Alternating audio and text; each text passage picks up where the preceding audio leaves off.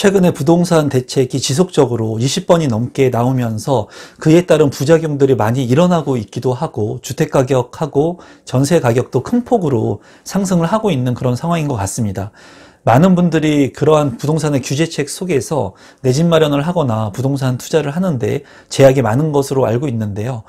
대출의 규제까지도 정부에서 지속적으로 강화하면서 많은 어려움을 겪고 계신 분들이 많은 것으로 알고 있습니다.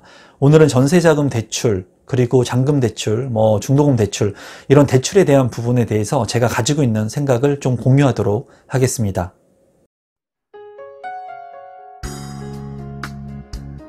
임성배 TV 보동과 텐데크 최근 대출에 대한 부분 때문에 말들이 참 많았습니다. 대출 규제 때문에 이제 중도금 대출에 대한 부분, 잔금 대출에 대한 부분, 그리고 전세 대출에 대한 부분까지 정부에서 대출에 대한 총량을 규제를 하면서 이제 대출을 축소시키겠다. 그런 부분들이 즉각적으로 발표가 되면서 많은 혼선들이 생겨났어요. 그에 따라서 실수요자들 같은 경우에도 이제 바로 직접 입주를 해야 되거나 아니면은 전세 대출을 실행해가지고 잔금을 치러야 되시는 분들한테 불이익이 가는 그런 상황들이 연출이 됐습니다. 그런 부분들 때문에 최근에는 이제 대출에 대한 부분을 조금 일부 완화하겠다는 정부의 지침 발표가 있었죠. 이 기사는 이제 한국경제에 따른 기사인데요.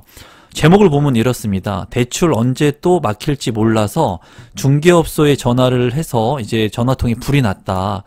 이 얘기가 뭐냐면은 이제 대출에 대한 완화를 일시적으로 하게끔 얘기가 나오면서 전세 대출에 대한 규제를 연말까지 이제 철회를 하겠다라는 그런 내용들이 있었습니다. 그래서 전세를 받으려고 전세 대출을 실행하려고 하셨던 분들이 연말까지 이 대출에 대한 유예 기간을 둔다고 하니 하루라도 빨리 전세 계약을 해가지고 대출을 빨리 실행시키려고 하시는 분들이 이제 움직이시는 것 같아요. 그래서 전세에 대한 부분들을 찾는 그런 문의가 굉장히 늘고 있다는 이런 기사인데, 제가 이제 전세 대출과 잔금 대출에 대한 부분들, 그리고 제 생각을 좀 공유하기 전에 전세에 대한 부분을 좀 간단하게 말씀을 좀 드려볼게요.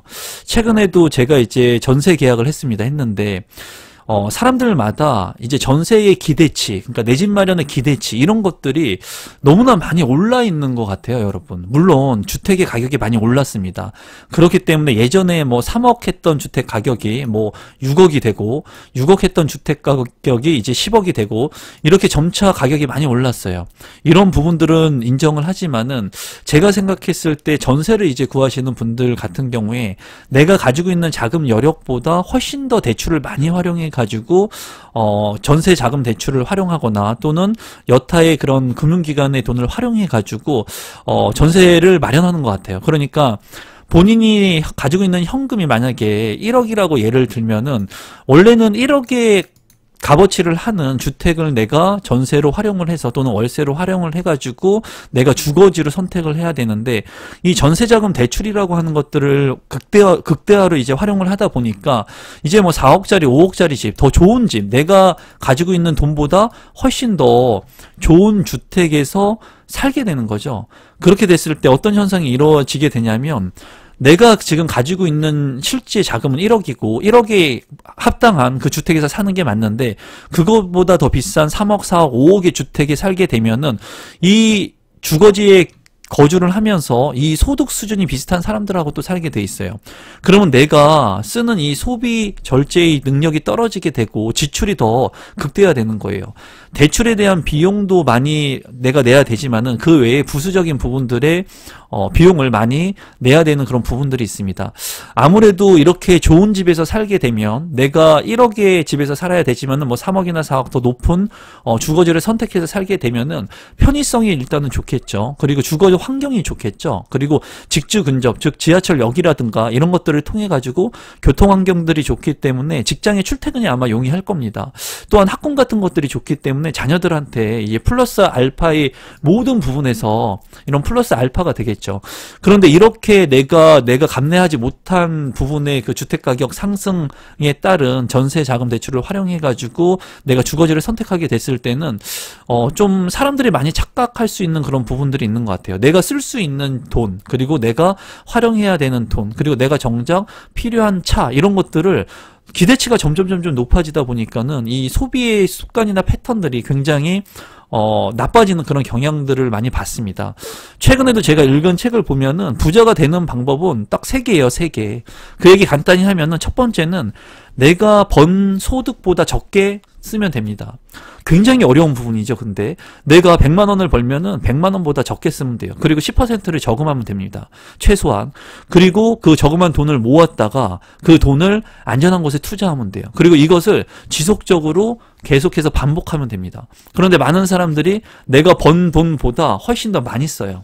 실제로 지금 현재 물가도 많이 오르고 그리고 바이러스 사태 때문에 돈을 모으기가 쉽지 않은 상황이죠. 또 자녀들이 있다면은 돈을 모으기 진짜 쉽지 않은, 저도 2 딸을 키우고 있는 입장에서 외벌이 가정의 입장에서 자녀들한테 들어가는 돈도 많고 하는데, 그러다 보니까는 현재 마이너스에 대한 부분들이 훨씬 더 늘어나는 가정들이 많은 것 같아요. 이런 부분들을 봤을 때 이제 미래가 굉장히 불투명하고, 그리고 추후에 안정적인 직장을 잃게 된다면 굉장히 좀 안 좋은 상황이 일어날 수 있을 것 같습니다. 그래서 제가 여러분들한테 말씀드리고 싶은 것은 이 지출에 대한 부분들, 그리고 전세에 대한 부분들을 너무 과도하게 내가 책정해가지고 내 집을 마련하게 됐을 때, 물론 내 집 마련도 마찬가지입니다. 제가 말씀드리는 것은 내가 감내할 수 없는 레버리지를 이용하는 건 좋지만은, 지금과 같이 대출의 규제가 이렇게 심한 상황에서는 아주 극대화의 레버리지를 이용하는 것은 좀 위험으로서 리스크가 있습니다. 그런 부분들을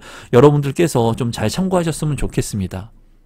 기사에서 보면은 전세를 찾는 손님이 뜸해 있는데 지금 현재 많이 연락이 온다고 하는 것 같아요. 그리고 지난 18일에 그동안 사실상 막혔던 전세 대출이 재개가 되면서 시장에 전세 그 수요자들이 많이 몰리고 있는 그런 분위기인 것으로 보입니다. 중요한 것은 막았다 풀었다, 그러니까 대출의 규제를 하겠다 또는 이제 완화시켜 주겠다, 이런 부분들 정부에서 이 스탠다드한 그런 규제책이나 또는 체계적으로 계획에 따라서 이런 정부 정책들을 발표한 것이 아니라, 이런 부분들이 지금 현재 많은 충분한 논의가 안 되고 있는 상태에서 정책을 발표했다가 뭔가 문제가 발표했을 때는, 문제가 또 이제 생겼을 때는 그에 따른 반대급부로 이제 완화를 해주는 그런 정책들이 오락가락하면서 실수요자들 입장에서는 지금 굉장히 불안한 그런 시장인 것 같아요. 지금 같은 경우에 전세 같은 경우에 이제 큰 폭으로 전세 가격이 올랐죠. 뭐 폭등 수준으로까지 전세 가격이 이제 치솟고 있는 것 같은데, 예전에 5억 했던 전세의 가격이 뭐 7억, 8억 이렇게 오르다 보니까 이제 자산을 모으지 못하셨던 분들, 당연히 뭐 1, 2년 사이에 그렇게 많은 돈을 모을 수가 없죠. 직장 생활을 하면서. 그런 분들이 이제 반전세, 즉 월세의 개념, 렌트의 개념으로 월세를 지불하면서 가는 형태하고, 전세자금 대출을 활용해가지고 이제 추가적인 뭐 대출, 금융권에서 돈을 융통해가지고 전세를 재계약하시는 분들이 있으실 것 같은데, 그런 부분들에 있어가지고 지금 실수요자 같은 경우에는 너무나 지출 비용이 점점 늘어나고 있다는 거예요. 그리고 추후에 주택 가격이 상승하면서 전세 가격도 지금 계속적으로 오르고 있기 때문에 향후에 이런 전세 가격의 상승이 언제 다시 조정이 될지에 대한 부분들이 이제 명확하지 않는 부분이죠. 그리고 대출도 지금 나올지 안 나올지 이런 불투명한 상황 속에서 실수요자들이 지금 그 포지션을 하기가 굉장히 어려운 시기로 보여집니다. 일단은 금융당국이 이제 지난 14일에 전세 대출을 가계부채 그 총 관리 한도에서 제외했기 때문에 이 부분은 그래도 다행이라고 생각을 하고요. 그때 당시에 많은 분들이 전세 대출에 대한 부분도 고민들 많이 하셨거든요. 많이 오른 그 전세 금액에 이제 재계약을 해야 되는데, 계약을 하고 지금 뭐 파기가 되는 분들도 더러 있는 것 같아요. 그런데 그런 분들한테 어쨌거나 금융당국에서 가계부채 총량 관리에서 좀 제외하기로 했다니까 이 부분은 다행이라고 현재는 보여집니다. 우리 구독자분들 중에도 이런 그 대출을 활용하실 분들 같은 경우에는 연말 되기 전에 실행을 하셔가지고 이런 전세 대출을 적극적으로 활용하시면 좋을 것으로 보이네요. 또 이제 하나의 자료를 보면은 집단대출에 대한 부분을 말씀드리고 싶은데요.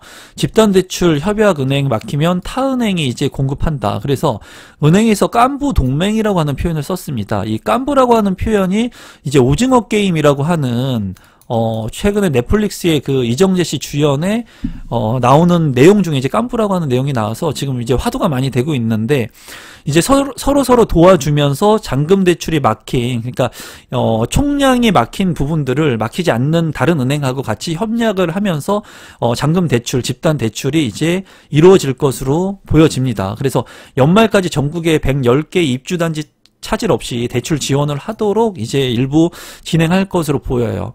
하지만은 제가 봤을 때 이런 부분들이 있다고 하더라도 대출에 대한 부분들은 본인이 직접 여러 군데 확인을 하실 필요성이 있고, 그리고 우리 구독자분들 중에도 제가 최근에 이제 오프라인 강의를 한번 갔다 왔었는데 거기에서도 이제 말씀드린 부분은 그겁니다. 대출의 규제가 아무리 있다고 하더라도 내가 확정적인, 안정적인 부동산, 입지가 좋은 부동산을 가지고 있다면 대출을 이제 실행할 수 있는 기관들은 많이 있다라는 거예요. 그런 부분들을 뭐 제가 100% 되니까는 뭐 아파트 청약하십시오 라고 말씀은 드릴 수는 없지만은 담보 물건이 확실하다면, 좋은 입지의 아파트를 가지고 있다면 그런 입지의 아파트에 이제 대출을 실행할 수 있는 은행들이 뭐 1금융권이 아니더라도 2금융권, 그리고 타 은행권을 통해서 대출 실행할 수 있는 그런 길들은 열려 있습니다. 그리고 그런 부분들을 이제 스스로가 많이 노력하고 발품을 많이 팔면 그런 리스크들을 해지할 수 있는 요인들이 있으니까, 제가 여러분들한테 말씀드리고 싶은 것은 뭐 지금과 같이 대출을 규제하는 상황에서 대출을 100% 활용해 가지고 내 집 마련하십시오 라고 말씀은 못 드리죠. 풀대출을 이용하십시오, 뭐 그런 말씀은 못 드리겠지만, 지금 여전히 이렇게 규제가 많은 시장에서는 기회가 있다고 저는 생각을 하거든요. 그렇기 때문에 여러분들께서도 대출의 규제 속에서 또 다른 기회가 있다고 생각을 하시면 좋을 것 같고요. 그리고 현재 집단 대출에 대한 부분들도 일부 좀 자금 융통을 하기 위해서 정부 당국에서 좀 노력을 하고 있는 것으로 보입니다. 제가 예전 영상에서도 그런 말씀을 드렸죠. 이제 옳은 것은 이긴다. 옳은 것은 이긴다. 그리고 전세 대출에 대한 규제 같은 것들을 보면서 이렇게 일시적으로 대출 규제를 하는 것은 이제 올바르지 않기 때문에 이런 부분들의 보완책들이 있을 것으로 예상이 된다고 말씀을 드렸는데, 뭐 이런 보완책이 있다고 해가지고 이게 뭐 제 말이 맞지 않았습니까? 뭐 이런 뜻으로 제가 자랑하려고 얘기한 건 아니고, 예측이라고 하는 것은 하되 그 예측이 틀릴 수도 있고 맞을 수도 있습니다. 여러분들께서도 이제 아파트 청약이나 부동산 재테크 같은 경우에는 이런 뉴스기사나 시대의 그 정보 정책의 흐름을 보면서 내가 예측해보고 그 예측의 최대한의 리스크를 감내할 수 있는 투자라든가 아파트 청약이라든가 내 집 마련이라든가 이런 계획들을 세워보시는 거예요. 그런데 많은 분들이 이런 기사들이나 정책들을 보면서 어떤 규제책들이 나왔을 때는 바로 그것을 그냥 받아들이고 두려움에 떤다는 거예요. 그러면 기회를 상실하게 되죠. 하지만은 그런 것들을 딛고 이겨 쓰는 분들이 조그마한 기회들을 창출하게 됩니다. 그리고 그런 과도한 규제책들이 조금 완화되는 정책들이 또 추후에 추가 보완이 되면서 그 틈새 시장의 기회들을 만들 수가 있거든요. 그래서 부동산 시장 같은 경우에는 여러분들께서 늘 준비를 하면서 기회를 계속 엿봐야 된다고 생각을 해요. 저 역시도 마찬가지고 정부 정책에서도 그렇고요. 그렇게 하기 위해서 첫 번째로 중요한 것은 투자금이 있어야 됩니다. 투자금, 종잣돈이 있어야 돼요. 아파트 청약을 하려고 해도 내가 무슨이 줍줍을 해가지고 정말 핵심적인 물량에 내가 그 줍줍 물량을 내 것으로 만들 수 있는 기회가 온다 하더라도 계약금을 내가 세팅하고 있어야지 그런 기회들을 창출할 수가 있거든요. 내가 그렇기 때문에 소비 절제를 하면서 그런 종잣돈, 기회가 왔을 때 그 기회를 활용할 수 있는 투자금들을 내가 반드시 가지고 있어야 됩니다. 그래서 제가 많은 영상들을 통해 가지고 여러분들한테 계약금 10%는 반드시 현금으로 가지고 있어야 된다. 만약에 그 돈이 없으신 분들은 소비 절제를 해가지고 그 돈을 미리 확보를 해놔야 된다. 뭐 마이너스 대출이나 이런 대출에 대한 부분들도 여유 자금을 만들어 놓을 수 있는 것들은 만들어 놓으면 좋다고 말씀을 드렸는데, 이제 그런 대출에 대한 규제들이 너무나 많이 나오고 있는 시점이에요. 그렇기 때문에 여러분들이 이런 규제 속에서 좀 기회를 만들 수 있는 틈새의 기회들을 좀 보셨으면 좋겠고, 집단 대출이나 이런 부분들도 깐부 동맹에 따라서 서로 상호 보완이 될 수 있는 그런 대출이 진행될 것으로 이제 예상이 됩니다. 그래서 집단 대출에 따른 기사를 이제 마지막으로 좀 보면은, 이제 마치 은행들이 깐부 같은 편 동맹을 맺어서 110개의 입주 단지를 하나의 원팀으로 관리하는 것과 같다고 보면 된다. 그러니까 서로가 상호 보완되는 그런 대출이 진행될 것으로 보이고, 잔금 대출 현황을 파악하고, 그리고 2금융권을 포함시켜서도 집단 대출이 잘 진행이 될 수 있게끔 할 예정이다라고 이야기를 하고 있습니다. 제가 봤을 때 집단 대출 같은 경우, 그리고 잔금 대출 같은 경우에 앞서 말씀드렸지만 핵심적인 입지의 아파트를 내가 소유권을 가지고 있다면 은행권에서는 돈을 빌려주려고 노력을 할 겁니다. 물론 국민은행이나 신한은행 제1금융권의 메이저 은행들이 이미 다 대출이 다 실행이 돼가지고 총량이 다 나가게 됐다면 이 핵심적인 입지의 아파트를 내가 가지고 있다고 하더라도 대출을 못 해줄 수도 있죠. 하지만은 그 외에 타 은행 같은 경우에는 핵심적인 입지를 중심으로 해가지고 그런 남은 총량제를 이제 실행을 할 거기 때문에 제가 항상 이제 제 주변 지인분들이 공공분양 예전에도 집단 대출이 안 된다고 그런 문구들, 그런 중도금 대출에 대한 문구들이 나왔을 때 제가 늘 했던 말은 그거예요. 입지가 좋은 물건, 아파트를 가지고 있으면은 그 아파트를 통해서 살려고 하는 사람도 많을 뿐만 아니라 대출에 대한 그런 장벽을 깰 수 있는 방법들이 있으니까 그런 거에 너무 두려워하지 않았으면 좋겠다는 얘기를 많이 했는데, 이 영상을 보시는 분들 같은 경우에는 제가 대출을 장려하는 게 아닙니다. 너무나 많은 사람들이 두려움에 떨고 있고, 어떻게 보면은 지금 현 시점에서 내 집 마련을 할 수 있는 좋은 기회가 왔는데도 불구하고 이런 대출의 두려움들이 있기 때문에 이제 내가 청약을 포기해야지 하는 분들이 있을 수 있어요. 그런 분들이 만약에 이런 대출에 대한 완화, 현 시점 이후에 잔금 대출을 실행하는 시점에 이제 또 완화가 되게 된다면 정말 그때 또 다른 절망을 느끼게 될 수도 있거든요. 그때 되면은 진짜 또 많이 오른 집값 때문에 정말 그때 내 집 마련을 또 포기하는 그런 현상이 벌어질 수가 있을 것 같습니다. 그런 부분들은 만약에 가점이 진짜 뭐 65점, 70점 이런 분들이 오랫동안 무주택 기간을 유지해서 최근에 좋은 입지 물량을 청약 신청하려고 했는데 이런 대출 규제 때문에 자기가 계획했던 그런 플랜들이 무너지게 된다면 굉장히 상실감이 클 것 같아요. 그러니까 대출에 대한 부분은 좀 공부를 좀 직접적으로 하시면 좋을 것 같고, 그리고 1금융권 뿐만 아니라 2금융권을 활용한, 여기에서도 나온 것처럼 잔금 대출을 활용할 수 있는 부분, 대출을 활용할 수 있는 부분이 있다 정도 알고 계시면 좋을 것 같고요. 이 영상을 통해 가지고 제가 대출에 대한 부분에 있어서 강력한 규제책이 나온다 하더라도 불합리한 그런 대책들 같은 경우에는 완화되는 경우가 있다. 지금 현재도 그렇고 예전도 늘 그랬습니다. 일단 현재의 정부에서는 일단은 정책을 내고 보는 거예요. 내고 보기 때문에, 내고 만약에 사람들의 호응이 있으면 그냥 가고, 만약에 강한 그런 불합리한 정책이라고 생각을 해서 그런 국민들의 불만이 있으면은 그런 완화 조치들을 조금씩 하는 것 같습니다. 사전에 보완을 해서 내는 것이 아니라 그런 부분들이 있는 것 같아요. 그래서 여러분들께서 대출에 대한 그런 지금 현재 잔금 대출하고 그리고 전세 대출에 대한 완화가 조금씩 이루어질 예정이니까 이런 부분들에 대해서 참고하시고, 여러분들도 또 가계 부채에 따른 그 관리 방안도 발표를 한다고 하니까 그러한 것들이 발표가 또 되게 된다면 그 내용을 토대로 해가지고 여러분들께서도 자금에 대한 계획들을 좀 철저히 타이트하게 잡으셨으면 좋겠습니다. 오늘은 이제 전세대출하고 잔금대출의 집단대출에 대한 부분을 말씀드렸는데 그나마 다행이라는 생각이 좀 듭니다. 지금 이러한 대출에 대한 규제 완화가 일부 그래도 이루어지면서 벼랑 끝에 섰던 분들이 안도의 한숨을 내쉬고 계실 것으로 보여집니다. 여전히 늘 기회가 있기 때문에 여러분들께서 포기하지 않으셨으면 좋겠고, 지금 이렇게 규제책이 강화되는 이 시점에 기회가 될 수 있다고 저는 생각을 하거든요. 여러분들께서 항상 긍정적인 생각으로 좋은 내 집 마련을 하기 위해서 끊임없이 노력하시면 좋을 것 같습니다. 오늘 영상은 이것으로 마무리 짓도록 하겠습니다. 고맙습니다.